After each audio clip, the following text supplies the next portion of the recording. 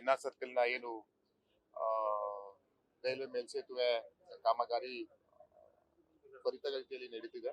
ಅದ್ರ ಬಗ್ಗೆ ಒಂದಷ್ಟು ಸಣ್ಣ ಪುಟ್ಟ ಸಮಸ್ಯೆ ಇಲ್ಲಿ ಸ್ಥಳೀಯರದು ಇತ್ತು. ಹಾಗಾಗಿ ಇವತ್ತು ಖುದ್ದಾಗಿ ಬಂದು ಸ್ಥಳೀಯರ ಜೊತೆ ಅಹವಾಲನ್ನ ಕೇಳಿ ಸಂಬಂಧಪಟ್ಟ ಅಧಿಕಾರಿಗಳ ಜೊತೆ ಭೇಟಿ ಮಾಡಿ ಏನೇನಾಗಬೇಕು, ಯಾವಾಗ ಇದು ಕಂಪ್ಲೀಷನ್ ಆಗುತ್ತೆ ಅನ್ನೋದನ್ನ ಒಂದು ಪರಿಶೀಲನೆ ಮಾಡ್ತಾ ಇದ್ವಿ. ಬಹುಶಃ ನಮ್ಮ ರೈಲ್ವೆ ಇಲಾಖೆಯವರು ಜೂನ್ 2026 ಮುಗಿಸ್ಕೊಡ್ತೀವಿ ಅಂತಾರೆ. ಅದೇ ನಾನು ಇನ್ನೊಂದ್ 2 ತಿಂಗಳು ಜಾಸ್ತಿ ಆಗ್ಬೋದು ಅಂತ ನಾನು ನಿಮ್ ಮುಂದೆ ಹೇಳ್ತೀನಿ. ಯಾಕಂತ ಹೇಳಿದ್ರೆ ನಾವು ಜೂನ್ 26 ಅಂತ ನಾವು ಫಿಕ್ಸ್ ಆಗಿರ್ತೀವಿ. ಹೆಚ್ಚಾಗಿ ಸಣ್ಣ ಪುಟ್ಟ ಯಾವ್ದಾದ್ರು ಅಡೆತಡೆ ಬಂದ್ರು ಇನ್ನೊಂದ್ 2 ತಿಂಗಳು ಅದಾದ್ಲಿ ಅಲ್ಲಿಯೂ ಮಳೆಗಾಲದ ನಂತರ ಸಂಪೂರ್ಣವಾಗಿ ರೈಲ್ವೆ ಮೇಲ್ಸೇತುವೆ 2 ಭಾಗನು ಓಡಾಡ್ಲಿಕ್ಕೆ ನಾವು ತೆರ್ ಮಾಡ್ಕೊಡ್ಲಿಕ್ಕೆ ಎಲ್ಲಾ ರೀತಿಯ ಅನುವನ್ನ ಮಾಡ್ಬೇಕಾಗ್ತದೆ. ನಮ್ ಜವಾಬ್ದಾರಿ ಕೂಡ ಆಗ್ತದೆ. ಜೊತೆಗೆ ಈಗಾಗಲೇ ಗರ್ಡರ್ಗಳು ಏನು ಹುಬ್ಳಿಯಿಂದ ಬಂದು ಈಗಾಗಲೇ ಫ್ಯಾಬ್ರಿಕೇಶನ್ ಆಗ್ತಾ ಇದೆ ನಮ್ಮ ಕೋರ್ಟ್ ಹತ್ರ. ಅದ್ರದ್ದು ಮೇಜರ್ ನಮ್ಗೆ ಕೆಲಸ ಇದೆ.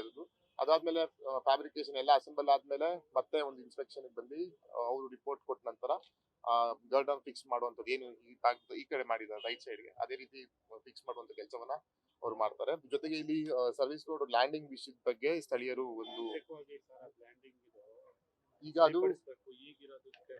ಈಗ ಅದು ಆಗ್ಲೇ ವಾಲ್ ಹಾಕಿ ಕೆಲಸ ಮಾಡ್ಬಿಟ್ಟಿದ್ದಾರೆ. ಅವಾಗ ಮಾಡ್ಬೇಕಾದ್ರೆ ನಾವು ಮನವಿ ಮಾಡಿ ಅಟ್ಲೀಸ್ಟ್ ಗಮನಕ್ಕೆ ತಂದಿದ್ರೆ ಮಾಡ್ಬೋದು. ಈಗ ನಾನು ಅದನ್ನೇ ಫೀಸಿಬಿಲಿಟಿ ಚೆಕ್ ಮಾಡಿ ಅಂತ ಒಂದು ಲೆಟರ್ ಸಹ ಕೊಟ್ಟಿದ್ದೀನಿ.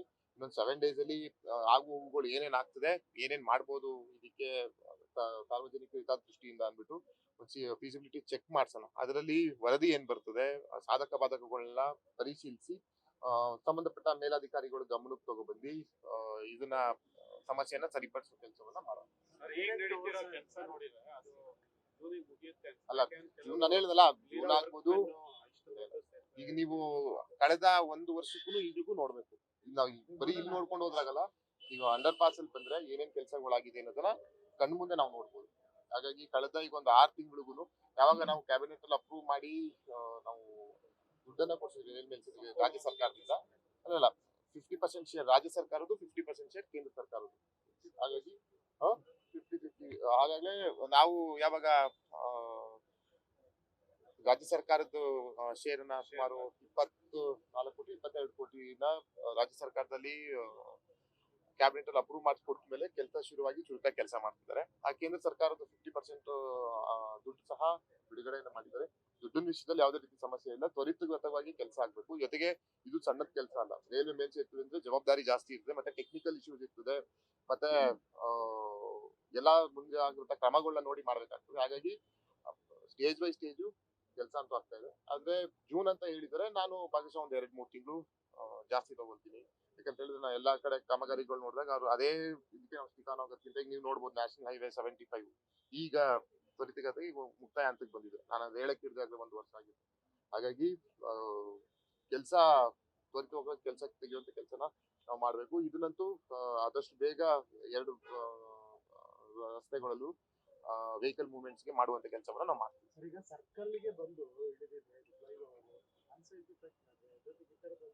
ಅದು ಮನವಿಯನ್ನ ಮಾಡಿದರೆ ನಾನು ಕೇಳ್ಕೊಳ್ಳೋದು ಇದಾಗಲೇ ಕೆಲಸ ಶುರುವಾಗಿ ಸುಮಾರು ವರ್ಷಗಳಾಗಿತ್ತು. ಅವಾಗ ಬಂದು ಈಗ ಸ್ಟಾರ್ಟಿಂಗ್ ಅಲ್ಲಿ ಮಾಡ್ಬೇಕಾದ್ರೆ ಗಮನ ಚೆಲ್ಲಬಹುದಿತ್ತು. ಆಗ್ಲಿ, ಈಗ ಸಾರ್ವಜನಿಕರು ಯಾವಾಗ ಬೇಕಿದ್ರು ಬಂದು ಕೇಳುವಂತದ್ದು ನಮ್ಮೆಲ್ಲರ ಹಕ್ಕಿರ್ತದೆ, ಸಾರ್ವಜನಿಕರನ್ನ ನಾವು ಕೇಳುವಂಥದ್ದು. ಹಾಗಾಗಿ ಫೀಸಿಬಿಲಿಟಿ ಚೆಕ್ ಮಾಡಿ ಅಂತ ಕೇಳಿದ್ದೀನಿ. ಸಾಧಕ ಬಾಧಕಗಳನ್ನ ಚೆಕ್ ಮಾಡಿ. ಇದು ತುಂಬಾ ಪ್ರೋಸೆಸ್. ರೈಲ್ವೆ ಇಲಾಖೆ ನಿಮ್ಗೆಲ್ಲ ಗೊತ್ತು, ಅದು ಹಂತದಲ್ಲೂ ನಿಯಮ ಪಾಲನೆ ಮಾಡಿ ಮಾಡ್ಬೇಕು. ಹಾಗಾಗಿ 7 ದಿನದಲ್ಲಿ ಅವರು ಫೀಸಿಬಿಲಿಟಿ ಏನ್ ಬರ್ತದೆ ಅಂತ ರಿಪೋರ್ಟ್ ಕೊಡ್ಲಿ, ಅದ್ರ ಮೇಲೆ ಸಂಬಂಧಪಟ್ಟ ಮೇಲಾಧಿಕಾರಿಗಳು ಗಮನಕ್ಕೆ ತಗೊಬಂದು ಏನೇನ್ ಮಾಡುವಂತ ಕೆಲಸವನ್ನ ಮಾಡ್ತೀವಿ.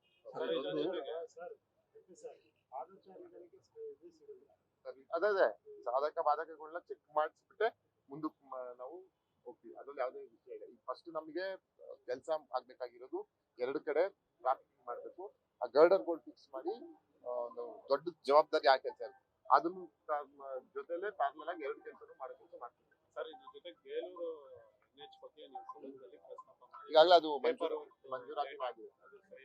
ಅಲ್ಲ, ಮಂಜೂರಾತಿ ಸದನದಲ್ಲಿ ನಾನು ಸಹ ಅದನ್ನ ಮನವಿಯನ್ನ ಮಾಡಿದ್ದೆ. ಜೊತೆಗೆ ನಮ್ಮ ಕೇಂದ್ರ ನಮ್ಮ ಸಚಿವರನ್ನ ಭೇಟಿ ಮಾಡಿದಾಗ ನಿತಿನ್ ಗಡ್ಕರಿ ಸಹ ಅವರು ಸಹ ಖುದ್ದಾಗಿ ಕರೆಯನ್ನ ಮಾಡಿ ಸಂಬಂಧಪಟ್ಟ ಅಧಿಕಾರಿಗಳು ಆ ಕ್ಷಣನೇ ಹೇಳಿದ್ರು. ಹಾಗಾಗಿ ಅದು ಅಪ್ರೂವ್ ಆಗಿದೆ. ಅದು ಮಾಹಿತಿ ಕೊಡ್ತೀನಿ ನಿಮ್ಗೆ. ಅದು ಆಗ್ಲೇ ಅಪ್ರೂವ್ ಆಗಿ ಪರಿಹಾರನ ಕೋರ್ಟ್ಗೆ ಡೆಪಾಸಿಟ್ ಮಾಡಿ ಮುಂದಿನ ದಿನಗಳಲ್ಲಿ ಕೆಲಸ ಶುರು ಮಾಡೋ ಕೆಲಸವನ್ನ ಮಾಡ್ತೀವಿ. ಈಗ ಮಹಾನಗರ ಪಾಲಿಕೆ ಆದ್ಮೇಲೆ ಬಹಳ ನಿರ್ದೇಶನಗಳಿದೆ, ಅಂದ್ರೆ ಸೈಂಟಿಫಿಕ್ ಆಗಿ ಹೌದು ಅಲ್ಲ, ಫ್ಲೈಓವರ್ ಆಯ್ತು, ಈಗ ಆಟೋದವ್ರನ್ನ ಎಲ್ಲಿ ಕಳಿಸ್ತೀರಿ ಅವ್ರದ್ದು ಸಮಸ್ಯೆಗಳು.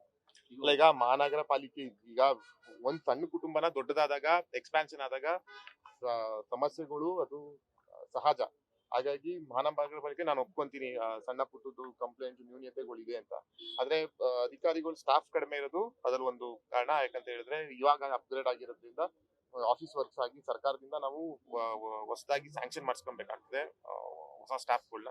ಹಾಗಾಗಿ ಆ ಪ್ರೋಸೆಸ್ ಅಲ್ಲೂ ನಾವು ಇದೀವಿ. ಯಾವುದೇ ರೀತಿಯ ಸಾರ್ವಜನಿಕರಿಗೆ ವಾರ್ಡ್ನ ನಾಗರಿಕರುಗಳಿಗೆ ಸಮಸ್ಯೆ ಆಗದ ರೀತಿಯಲ್ಲಿ ಮಾಡುವಂತ ಕೆಲಸವನ್ನ ಮಾಡ್ತೀವಿ. ಮುಂದಿನ ವಾರದಲ್ಲಿ ನಾನು ಸಹ ಪಾಲಿಕೆಗೆ ಹೋಗಿ ಯಾಕೆ ಏನ್ ಸರಿಪಡಿಸ್ಕೋಬೇಕು, ಏನ್ ಸಮಸ್ಯೆಗಳಿದೆ ಅನ್ನೋದನ್ನ ಗಮನ ಹರಿಸೋ ಕೆಲಸ ಮಾಡ್ತೀನಿ. ಮುಂದಿನ 3 ವರ್ಷ ಯಾವುದೇ ಗ್ರಾಂಟ್ಸ್ ಕೊಡಲ್ಲ ಅಂತಾರೆ ರಾಜ್ಯ ಸರ್ಕಾರ. ಅದು ನಾವು FD ಇಂದ ಮಾಹಿತಿ ಕೊಟ್ಟಿದ್ದಾರೆ, ನಾನು ಅದನ್ನ ಒಪ್ಕೊಂತೀನಿ. ಅದನ್ನ ನಾವು ಮತ್ತೆ ಫೈಲ್ ರಿಪುಟ್ ಅಪ್ ಮಾಡಿ ನಾವು ಮತ್ತೆ ಮನವಿಯನ್ನ ಮಾಡಿದ್ವಿ. ಹಾಗಾಗಿ ಜಿಲ್ಲಾ ಮಂತ್ರಿಗಳು ಸಹ ಇದ್ರ ಬಗ್ಗೆ ಗಮನ ಹರಿಸಿದ್ದಾರೆ. ಅವರು ಸಹ ಖುದ್ದಾಗಿ ಹೇಳಿ ಯಾಕೆ ಮಾಡಬಾರ್ದು ಅನ್ನೋದನ್ನ ಸಂಬಂಧಪಟ್ಟ ಸಚಿವರನ್ನು ಭೇಟಿ ಮಾಡಿ ಅವರು ಸಹ ಮಾತಾಡಿದ್ದಾರೆ. ಮುಂದಿನ ದಿನಗಳಲ್ಲಿ ಮುಖ್ಯಮಂತ್ರಿಗಳ ಗಮನಕ್ಕೆ ತಗೊಂಡ್ಬಂದು ಏನ್ ಮಾಡ್ಬೋದು ಕೆಲಸ ಮಾಡ್ತೀವಿ. ಅಂತಿಮವಾಗಿ ಜೂನ್ ಅಂತ ಇವ್ರು ಹೇಳಿದ್ದಾರೆ. ನಾನು ಜೊತೆಗೆ ಬದಲಿದ್ದೀವಿ. ಈ ಸಲ ಬಜೆಟ್ ನಮ್ಗೆ ಏರ್ಪೋರ್ಟ್ ಸಹ ದುಡ್ಡು ಕೊಡ್ತಾರೆ. ಸಮಸ್ಯೆನ ಸರಿಪಡಿಸಬೇಕು ಅಂತ ಕೇಳ್ಕೊಂಡಿದ್ದು. ಇವತ್ತು ಎಲ್ಲರನ್ನೂ ಮಾನ್ಯ ಲೋಕಸಭಾ ಸದಸ್ಯರು ನ್ಯಾಷನಲ್ ಹೈವೇ ಇಂಜಿನಿಯರ್ ಇಂದ PWD ಕಾರ್ಪೊರೇಷನ್ ಮತ್ತು ರೈಲ್ವೆಗೆ ಸಂಬಂಧಪಟ್ಟ ಎಕ್ಸಿಕ್ಯೂಟಿವ್ ಇಂಜಿನಿಯರ್ ಸಂಬಂಧಪಟ್ಟಿರೋರ್ನೆಲ್ಲ ಕರೆಸಿದ್ರು. ನಾವು ನಮ್ಮ ಸಮಸ್ಯೆಗಳು ಏನಾಗುತ್ತೆ ಅಂತ ಹೇಳೋರಿಗೆ ಫಿಸಿಕಲಿ ತೋರಿಸಿದ್ವಿ. ಅವರು ಕೂಡ ವೀಕ್ಷಣೆ ಮಾಡಿ ರೈಲ್ವೆ ಇಂಜಿನಿಯರ್ ಒಂದು ವಾರ ಕಾಲಾವಧಿ ಕೊಡಿ, ಮತ್ತೊಂದ್ಸರಿ ನಾವು ಲೆವೆಲ್ಸ್ ತೆಗೆದು ಏನ್ ಸರಿಪಡಿಸ್ಬೋದು ಅದನ್ನ ನಾವು ಇನ್ನೊಂದು ವಾರದೊಳಗೆ ನ್ಯಾಷನಲ್ ಹೈವೇ ಅವರು ನಾವು ಎಲ್ಲ ಜಂಟಿ ಸರ್ವೆ ಮಾಡಿ ಸಮಸ್ಯೆನ ಸರಿಪಡಿಸೋದಕ್ಕೆ ಏನ್ ಮಾಡ್ಬೋದು ನೋಡ್ತೀವಿ ಅಂತೇಳಿ ಒಂದು ವಾರ ಕಾಲಾವಧಿ ತಗೊಂಡಿದ್ದಾರೆ. ನಮಗೆ ಆಶಾಭಾವನೆ ಇದೆ. ಮಾನ್ಯ ಲೋಕಸಭಾ ಸದಸ್ಯರು ಆಸಕ್ತಿ ತೋರಿಸಿ ಇವತ್ತು ಬಂದು ಅವ್ರನ್ನೆಲ್ಲ ಕರೆಸಿ ಮಾತಾಡಿದ್ದಾರೆ. ಆಶಾಭಾವನೆ ಇದೆ. ಕೂಡಲೇ ಜನಕ್ಕಾಗಿರೋ ಅಂತ ಸಮಸ್ಯೆನ ನಿವಾರಣೆ ಮಾಡಲಿ ಅಂತೇಳಿ ಮತ್ತೊಮ್ಮೆ ಮನವಿ ಮಾಡ್ತೀನಿ.